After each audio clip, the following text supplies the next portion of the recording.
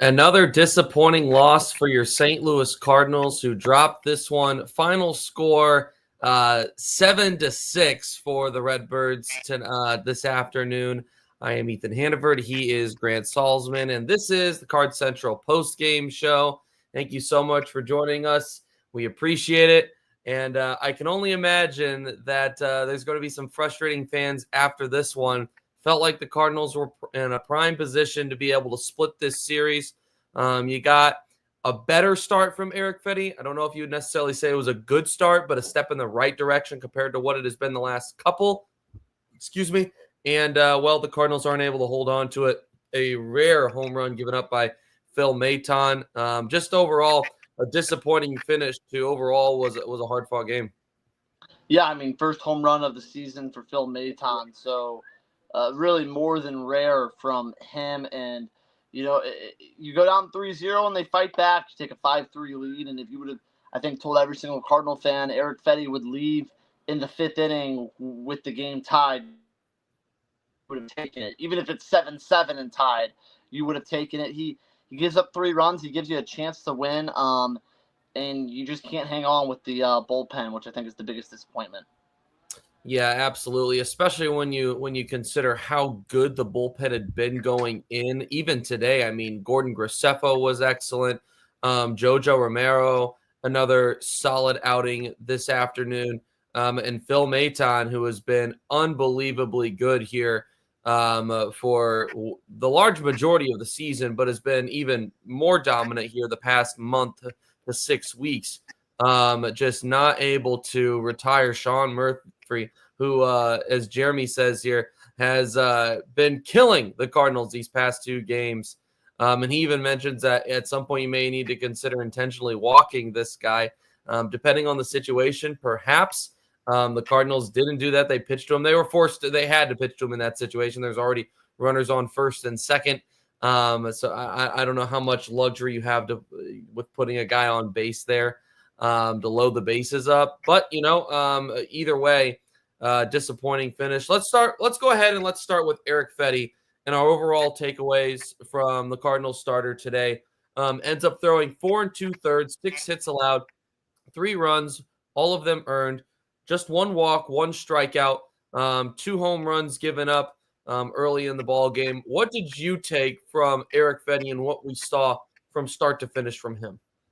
I mean, it's an improvement. Those first 2 innings, it felt like, oh, here we go again. 3 innings, 7 earned runs. He's going to blow up. He didn't implode on himself. He found a way to pitch a scoreless 3rd and 4th and got 2 outs in the 5th. If he pitches like that, it's going to give you chances to win games. 5 innings, 3 runs gives you chances to win games, and that's what he did today. It was good enough. I think it might have bought him another start. I don't know. Here's what I'd say. I don't think that let me say this. Perhaps if Eric Fetty has another blow-up start, the Cardinals say, okay, we're moving on. But if Eric Fetty is able to do this, I imagine he's probably going to start until the trade deadline. I don't know if these kind of starts still aren't going to add value for him at the trade deadline. So I don't know if there's really a point necessarily. Maybe there is a hope, right, that he's able to get more into the form that they had him in. Honestly, prior until the last 4 starts, starts ago, Eric Fetty had a 3.5 ERA, and he was your number 2, your number 3. And it hasn't been the case, obviously, here as of late. But, maybe they're more so trying to find that Eric Fetty rather than ramp up the trade value. I don't know if I would necessarily agree with that, but, you're trying to reach for something because it is frustrating when you have a guy like Michael McGreevy that's more than ready to go in AAA, and it seems pretty clear that Ollie wants him starting games for his club as they try to win ball games. But unfortunately, you don't have that right now. You don't have that luxury, if that's what you want to call it. Eric Fetty, I thought you said it well. Better. If the Cardinals over these last several starts have not given him any run support, if the Cardinals don't give him run support today, I think people are probably much more frustrated about the start and saying it's still not good enough. But because he leaves the game and it's a tie ball game, I think you probably feel a little bit better about it. But regardless, still work to be done for Eric Fetty, whether he's going to remain in the starting rotation or if he's going to build any trade value, which, as Brandon Schaefer mentioned this morning on Cards Central 365, I don't know if there really is anything at this point that 2-3 starts before the deadline is going to add for him. No, there's no trade value at all. I don't think it makes sense to trade Eric Fetty right now. I don't think you get anything for him. I don't think anyone wants him. Unless you're getting a low level prospect or taking on a huge salary, I don't think there's really a point to trade him right now. He didn't lose you the game today, which has been the case his last few starts. He didn't lose you the game today. You go in saying, okay, like other things now are the reason why you lost. I'm sure the main point of this show won't be Eric Fetty losing the game. It'll be about the bullpen. It'll be about how the offense couldn't get it hit with bases loaded. It's those type of things there that I think are more the focal point of why the Cardinals lost today. Steezy commenting saying, I'm sorry, but gave you a chance to win is silly. He pitched 4.2 innings. Listen, I'm not saying that is the expectation or is acceptable. What I'm saying is when he left the game, the score was tied. Like it was more than 2 1/3. It was more than 1 1/3. I'm not in any way saying that that's acceptable. I'm saying that that's pretty realistic expectations. And if you were expecting Eric Fetty to go 6 innings of 1-run ball today, then your expectations are a little bit unrealistic. The Cardinals were still in the ball game. They had the lead shortly after, and it's not like they had to pile on 14 runs in order to do it. Like, to a certain extent, he gave you a chance today. The bullpen is what blew the game. It wasn't Eric Fetty's outing. It wasn't Eric Fetty's outing. Was Eric Fetty great? No. Am I happy with what we saw from Eric Fetty today? I'm indifferent. Do I want to see better? Do I think that this is going to be able to cut it consistently? No, but like Eric Fetty did not lose you the game today. No, in isolation today, it was not Eric Fetty's fault. I would have taken 4 2/3 and 3 runs from Eric Fetty today. After how the last few games have gone, I'd sign up for that every single day of the week. I don't even know if I'm that far, right? I mean, like it's a step in the right direction. Today from Fetty, like 2 days after what he's done, if you would have said 4 2/3, 3 innings, I would have taken that because 4 2/3, 3 innings, the worst you're down is 3-0 with 5 more innings to bat. Like the last 2 games, the game's been over before it's even started. So. Yeah, no, that I understand. I understand where you're coming from now. He's Grant Salsman. I'm Ethan Hannaford. This is the Cards Central Postgame Show. Eric Fetty, as mentioned, 4 2/3, 6 hits, 3 runs, all of them earned. If you want to look at one of the bright spots from today's game, Gordon Graceffo enters in relief and gives you a really strong inning in 2/3 where he strikes out 3. And he was brought up today. Matt Swanson was sent down to AAA. After throwing 2 2/3 innings yesterday. You just, because of the structure of yesterday's game, you just had a hard time believing that the Cardinals were going to be able to get through today based off of what you had seen recently from Eric Fetty. I don't know if a lot of people had confidence that he was going to be able to work through 5-6 innings. So you were going to have to rely on your bullpen a lot again today. But with you going with Riley O'Brien and Matt Swanson as much as you did yesterday, you needed a fresh arm in there that was going to be able to help you out a little bit. Gordon Graceffo was that guy, and he was very good today. An encouraging sign for someone that I think the Cardinals look at and say, like, he could be an impact pitcher, whether it be out of the bullpen or eventually as a starter. Encouraging stuff today from Gordon Graceffo. Yeah, really encouraging. I think that inning 2/3, it shows that this could be a guy that has an impact out of the bullpen or maybe starting down the line the rest of the season and definitely in the future years to come. Yeah, no doubt about that. So, you hope that he's able to build off of that. Jojo Romero, another solid outing. And you're thinking up to this point in the game, you're thinking, all right, let's cruise. Not too shabby. You have a lead. The Cardinals had insurance at that point, and you're going into the 8th and 9th with Maton and Helsley. And I think you have to be feeling pretty good. Some Cardinals fans in this chat are going to say, oh, not with Helsley. You're not going to feel good. He's still Ryan Helsley. I mean, I'm still feeling pretty good with Phil Maton, Ryan Helsley going into the 8th and 9th. And unfortunately, the surprise guy to give it up, Phil Maton, who hadn't given up a home run since July of 2024. 2024, guys. I mean, it's been a long time. And Sean Murphy continues to be the Cardinals' kryptonite. And unfortunately, he gives up the lead as Grant's having some mic issues there. I think he's back now. Can you hear me, Grant? Yeah, Can you hear me? sorry. Okay. I was trying to look at it on my phone. Yeah. No, you're good. No worries. I'm good. But Phil Maton, these kinds of losses, right? Especially in a position where you're excited to talk about it, you're looking forward to, you're setting up and prepping to talk and break down a win. For it to swing like that, just like that, boy, these ones are the most life-sucking losses, in my opinion. Yeah, I agree. And now what I was trying to look at before my phone decided to implode on itself. How did Acuna get on? I think I stepped away. He walked. Okay, he walked. I think that's the at bat that really sucks. Is that one? Because then you set up this Cardinal killer Murphy, who's homered yesterday. It just feels like he's got something against the Cardinals. It feels like he always homers at Bush, especially, and it felt bad. I didn't know if a home run was coming in, but it felt like extra base hit. It didn't feel like Maton was going to be able to work his way out of trouble there. That was just so disappointing there because, yeah, I agree. I was excited to come on, talk about a good win. You win a Fetty start and a Michaelis start. Are you crazy in the last two outings? And that was it was a really disappointing way. And the Cardinals fought back again. It's just too little too late, especially in the ninth. Phil Maton entered in the eighth inning. Jurickson Profar led off the inning with a double. And all of a sudden you have a runner in scoring position with nobody out. Matt Olson would strike out. You feel like you're in a better spot, but all of a sudden you're getting into the 3, 4, 5 of this lineup. And that's a tough. I know the Braves have had their struggles this year, but 3, 4, 5 in that lineup is as tough as any in baseball. Yeah. Ronald Acuna works a really good at bat, takes some good pitches, but Maton ends up losing him.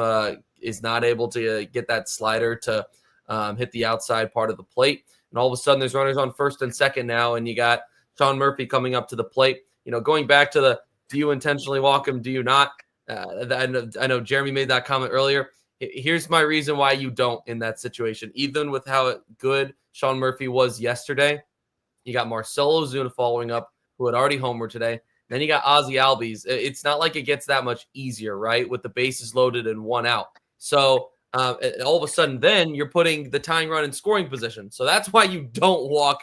That's why you don't walk Sean Murphy there. I'm not sure if Jeremy was saying he needed to in that situation specifically, but yeah, that it felt like the life sucked out of Busch Stadium in that moment. All of a sudden, you're playing from behind.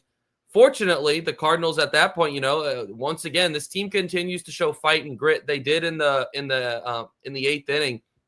When they came up as I pull up here the play-by-play, Wilson Contreras obviously called out on strikes. Burleson walks.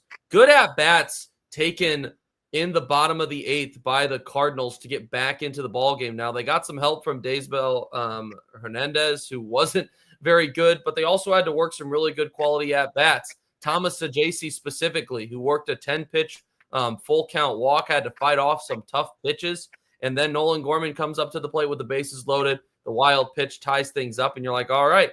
Unfortunately, Gorman not able to do anything with 2 outs. He strikes out, and you bring in Ryan Helsley in a tie game in the top of the ninth. And unfortunately, Helsley not able to get you to the bottom of the inning, tied up. His struggles continue, and there has been continued conversation in the chat today. In fact, a lot of it about trading Ryan Helsley at the deadline. John Mozeliak has said that as of now, they're not really looking to do that. I think Mozeliak still thinks that this team can compete and can be in the mix for a wild card spot. If you believe that the Cardinals can be in the mix, you're not taking away from late inning bullpen pieces. You're just not. Now, it's a whole other conversation if you don't think that the Cardinals can be in that spot. An update here on the National League wild card standings. The Cardinals, as we speak, 2.5 games behind the San Francisco Giants, who hold that third spot. In between them, San Diego is a half game out of that spot. So, and that's with the pitiful week that we have seen from I should say in large part the really bad 11 games we've seen from the Cardinals. I know they won that series against the Nationals, but in large part it's been a really rough stretch here for St. Louis. So, could the Cardinals are the Cardinals in the mix for a wild card spot? Yeah.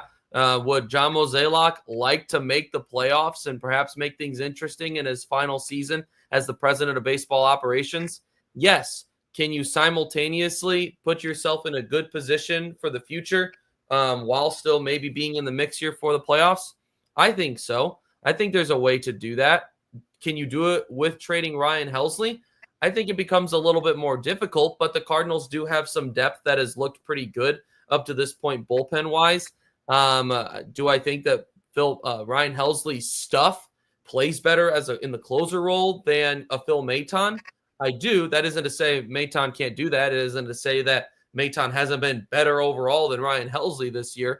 There's going to be a lot of question marks, a lot of time left. If the Cardinals absolutely just fall apart in the 2 weeks up until the trade deadline following the All-Star break, then it is pretty realistic, I think, that we see Ryan Helsley perhaps getting moved or someone like that. But a lot of baseball still to be played to see what exactly the Cardinals are going to do at the trade deadline. Yeah, I've said the whole time, especially the last 2-3 weeks, you got to find a way to tread water into the All-Star break. And while they're slipping a little bit, their heads are just above it. If the Giants lose today and you win tomorrow, you're still within 2 games at least. Even if they win one of these last 2 games they're playing right now, 2 games is not a crazy margin to cover. Even if you could be 5.5 of the Cubs going into the All-Star break, I think a lot of people would have taken that as well. You just got to find a way these next 2 weeks, win tomorrow, play good baseball for 2 weeks, and then you'll be right in that mix still come the end of July into the trade deadline. I want to go back, though, Ethan, to that Gorman at bat. That was a really bad at bat. That was a really, really bad at bat. I think he saw 5 pitches. I think maybe one of them, I think that last one was in the strike zone. I know that the run gets home on a wild pitch, but right away he gets caught chasing a off-speed pitch way out of the zone inside when the guys just walk 3 batters in a row, and then a hanging breaking ball that almost hit him, he swings at as well. So I get it that you're trying to make some damage, but also just patience. Move the line at that point. He's walked 3. A little bit of patience would have gone a long way there. And then maybe if you get 3-1 after that run's already in, you're tied up, then you swing for the fences. But he just put himself behind and really silly pitches to swing at right away that weren't even really competitive from Hernandez. I completely agree. Not a good at bat from Nolan Gorman. You have to take into consideration, right, that there had been some wild pitching going on from Hernandez up to that point. Maybe you're looking at the Saggese at bat and you're saying, okay, a lot of pitches were fought off. He was in the zone for that at bat. Maybe you're thinking, okay, first pitch, maybe I try to jump on something if he wants to get ahead. But it wasn't in the zone. It wasn't. So I agree. It wasn't a very good at bat from Nolan Gorman. And fortunately for the wild pitch, you felt, at least you tied it up to that point, right? But in the grand scheme of things, you still lose regardless. So you're looking at that at bat and you're saying it's a missed opportunity for the Cardinals, and that is accurate. Unfortunately, going back to a brighter note here for a moment, I know that the chat is frustrated. We hear you, we see you. Joel Pozo, a big day, a couple of extra base hits, a home run at one point to give the Cardinals the lead. He continues to be a guy that off the bench is a guy to rely on. Obviously, he got the start today, but in large part has been a bench guy. What have you been taking away from Joel Pozo? What'd you like about him today? I mean, if he keeps hitting like he's hitting, he's not going to be off the bench. He's going to be a guy that you have to find a spot for, whether it's a DH, catcher, starting over Pages, because at the end of the day, if he keeps hitting like this, his offense will outweigh Pages' defense. I know that's it seems like an offset. If he continues at this clip, I don't know if it will quite be this, but there's rumors of Herrera taking fly balls and left. At the end of the day, it's a really good problem to have if you're Oliver Marmol. If you got 2 or 3 guys fighting for 2 spots that you can't decide because they're all doing pretty well, that's a pretty good issue to have. Yeah, I will say this. There's a lot of people in the chat that agree with you. I couldn't disagree more. I think that the Cardinals have made it pretty clear as to how much they value Pedro Pages behind the I plate. agree. Let's be honest here. You got 9 guys in a lineup. The catcher should be the least important offensive piece. The least important. Like, if there was anyone that is working, that's main priority should not be offense. I'm not saying it shouldn't be prioritized at all. I'm saying out of the 9, it should be the least prioritized, because their time should be going into making sure that the pitching is right. Okay? You cannot blame Pedro Pages for the issues that Miles Michaelis and Eric Fetty have had. But when you look at the breakdown of catcher ERA, which I know is not a perfect stat, it's not even close. If you hear the way that starting pitchers talk about Pedro Pages and the work that he does in the preparation, there are intangibles that go into catching that just do not compare, that you cannot put on a box score, that you cannot put into a number. And Pedro Pages does those things really well. I know his bat has not been there for the large majority of the season, but you know what? I'm going with Pedro Pages as my catcher until year's end, regardless of how he's swinging at the plate, because of how well he works with the starting pitching. I don't hate Pages as your everyday starter, but I'm saying that if Pozo keeps hitting like this, there'll be a spot in the lineup for him, whether it's DH, catcher, Herrera out in the outfield. If he keeps hitting at this clip, you don't just sit the guy. He will play somewhere. He will have his name on that lineup sheet. I just don't know where. I mean, like, if Herrera's going to be your everyday DH, he's not going to catch. Where are you going to play him? He's taken, all we've heard about him is that he's shagged fly balls in the outfield a couple of times. I don't think, and maybe I'm wrong, but I don't think Ivan Herrera is going to be in a place where you feel comfortable with him in the outfield at any point this season. He's going to be your everyday DH. You take into consideration, when Brendan Donovan is playing second, where's Nolan Gorman going to play? He also has to be fit in there for your DH. I'm not saying Pozo. Here's what Pozo is going to continue to be. He's going to continue to be a guy that catches a time or two a week probably, and he's going to be your bench guy, because there are so many guys in front of him. I don't know how you can prioritize his bench, his time in the lineup when you guys have guys that are so many guys ahead of him. I think that I'm just saying, if he keeps hitting like he's hitting, it will be when Herrera needs a day off once a week. He'll need a day off, and Pozo will be in. Yeah, and I don't necessarily disagree with that. But I'm saying then Pages maybe will be catching a game less. Like, if Pozo, it's a big if. He would have to maintain this rate for another week or two, which I don't know if he will, because he's never proved in his career that he's been able to. But if he does, there will be a spot for him somewhere. It's not my job to figure out. That's Oliver Marmole's. But I think that if he keeps hitting like this, something will open for Pozo. And that's even assuming in 2-3 weeks everyone's healthy. The Cardinals end up with 7 hits, 6 runs, second straight day that they have had at least 5 runs and still haven't been able to pull out a win. Pitching has not been doing their job. Yesterday was the starting pitching. Today it was the back end, Phil Maton, Ryan Helsley. Fetty wasn't, like we mentioned Fetty's role in that as well. He is Grant Salsman. I am Ethan Hannaford. This is the Cards Central Postgame Show on STL Sports Central. And we are presented by DraftKings as always. We appreciate DraftKings partnership, and we're here now to tell you about the Pick 6 app. Download the DraftKings Pick 6 app now and use the code STL Sports. That's code STL Sports for new customers to play $5 and get $50 in Pick 6 credits. Better payouts, bigger wins, only with Pick 6 from DraftKings. The crown is yours. Gambling problem? Call 1-800-GAMBLER. Help is available for problem gambling. Call 888-789-7777 or visit ccpg.org in Connecticut. Must be 18 and over. Age and eligibility restrictions vary by jurisdiction. Pick 6 not available everywhere, including New York and Ontario. Void where prohibited. 1 per new customer. Bonus awarded as non-withdrawable Pick 6 credits that expire in 14 days. Limited time offer. See terms at pick6.draftkings.com/promos. He's Grant Salsman. I'm Ethan Hannaford. This is Cards Central Postgame Show on STL Sports Central. As we begin to slowly wrap here, right? The first half, 1 game remaining. Tomorrow, Sonny Gray will go out for the Cardinals as they'll try to salvage a game from this series against the Atlanta Braves that are 10 games under 500. and then you'll sit for a few days and you'll have a couple of weeks remaining until the trade deadline. Everyone that you talked to, I was up in the press box last night. Everyone that you talked to still said it's too early to know what the Cardinals are going to do at the deadline. But I'm going to ask the question here, Grant. If you were John Mozeliak, what is the direction that you were aiming at? Is there anyone specifically that you were looking to trade away? Is there anyone specifically you're looking to add? What is your approach at the trade deadline if you are John Mozeliak as of now? I think right now it'll be a soft buy no matter what.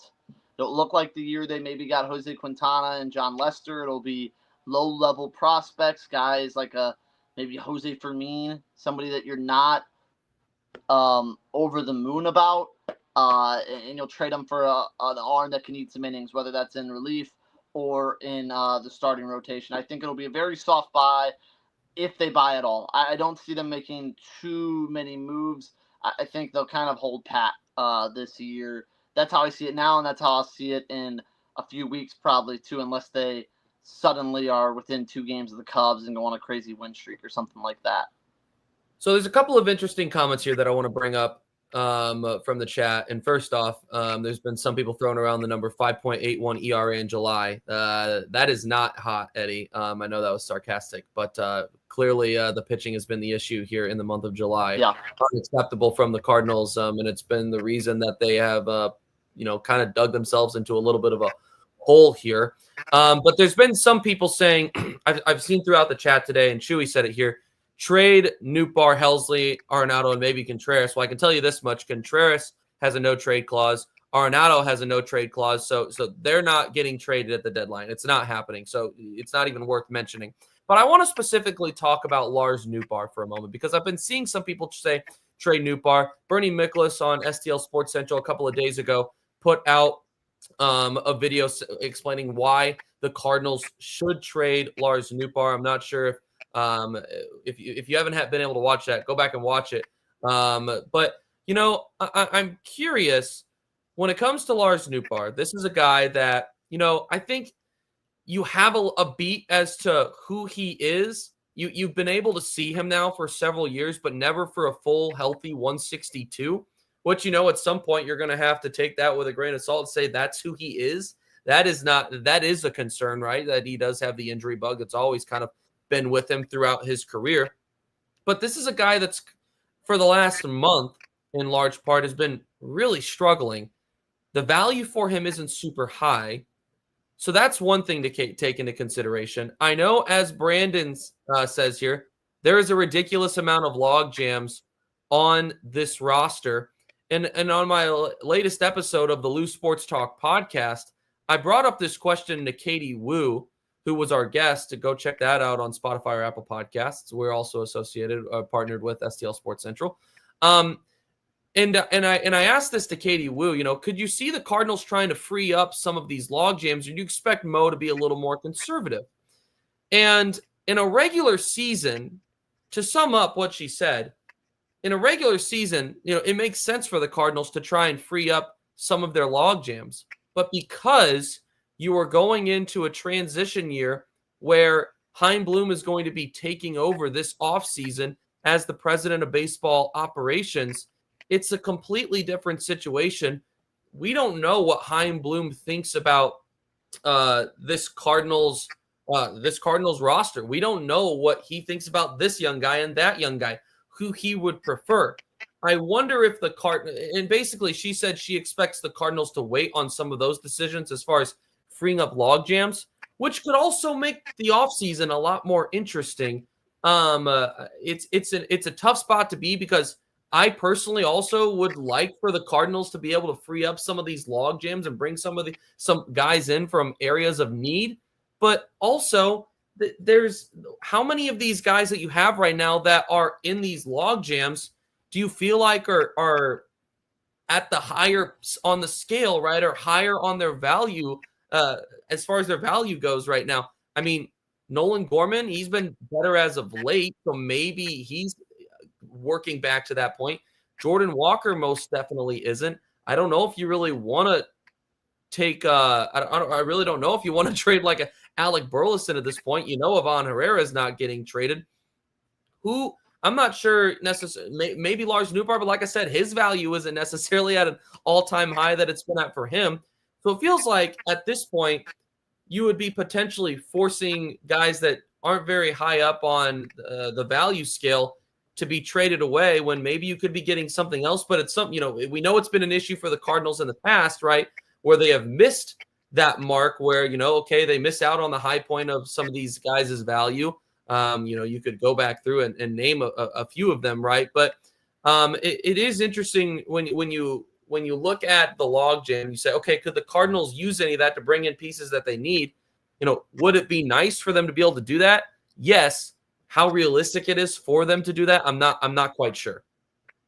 Yeah, I don't see them making any drastic moves this season. This season was supposed to be runway, and it was supposed to be see what you got. You still got a little under half a season left to do that. So I think that a lot of those moves that you were just talking about, a lot of moves people want to see would be coming this offseason. I don't think that a Lars Nootbaar trade's really in the cards right now before the trade deadline.